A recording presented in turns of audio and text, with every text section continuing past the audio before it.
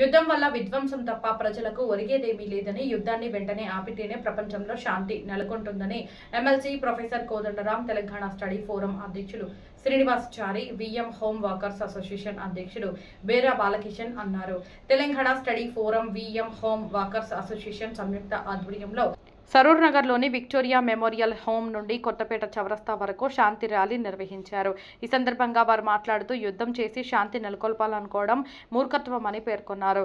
యుద్ధాలను ఆపి ఆయిల్ సంక్షోభాన్ని నివారించడంతో పాటు పర్యావరణాన్ని పరిరక్షించాలని సూచించారు.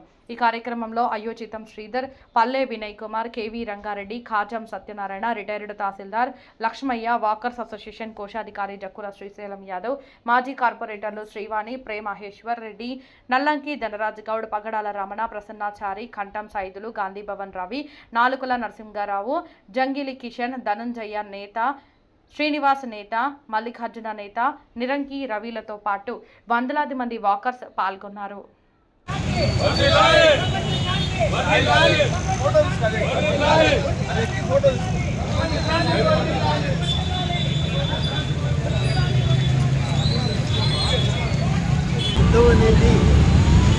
ఏదో సరిహద్దు దర్శనంలో ఉండదు, లేకపోతే ఇంకేదో ఆ రెండు దేశాల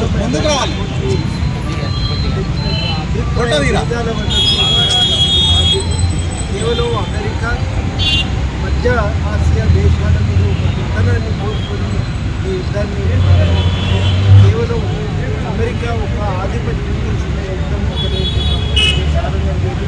వాస్తవానికి అణువాయుధాలను తయారు చేయబోదని ఇదివరకు 2017లోనే ఒప్పందాన్ని అమెరికా అప్పుడు ఒబామా అధ్యక్షుడిగా ఒప్పందాన్ని ఆమోదించడానికి ఐక్యరాజ్యసమితి ఒప్పుకున్నది. మళ్ళీ కూడా ఈ విషయాలపై మాట్లాడటానికి ఇరాన్ చర్చలకు సిద్ధపడ్డది. కానీ ఇరాన్ అనేది ఒక అస్తిత్వమే ఉండకూడదు అని ఇజ్రాయిల్కు అమెరికా ఒక కోరికతో ఈ యుద్ధానికి కాలుదుగారు యుద్ధాన్ని మొదలుపెట్టారు. ఈ యుద్ధం ఇది వాస్తవానికి ఆ దేశాలకు మాత్రమే పరిమితమైనది కాదు, ప్రపంచవ్యాప్తంగా తీవ్రమైన అర్థ సమస్యలను సృష్టిస్తున్నటువంటి యుద్ధం.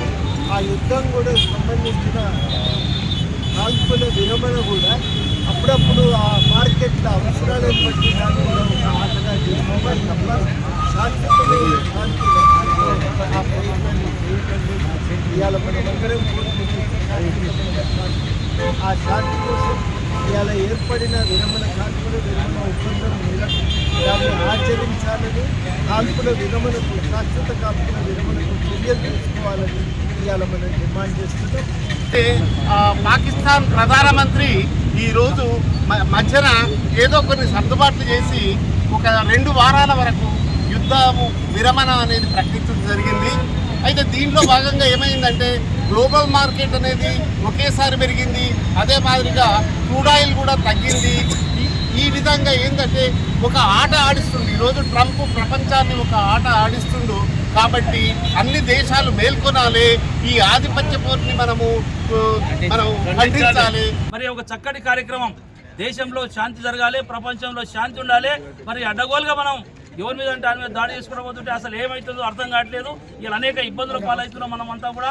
కాబట్టి మనం అందరం కూడా ఒకే నినాదంతో ఇలా పార్టీలు ముఖ్యం కాదు, ఒక భారతీయుడిగా మనం అందరం కూడా అయ్యా ఈ దేశంలో ఈ ప్రపంచంలో జరుగుతున్నటువంటి విధ్వంసాన్ని ఆపాలి, ఈ నిరంకుశత్వాన్ని ఆపాలని ఓ నినాదంతో తెలంగాణ స్టడీ ఫోరం వాళ్ళు చేసినటువంటి కార్యక్రమం అందరూ కూడా సహకరించాలి.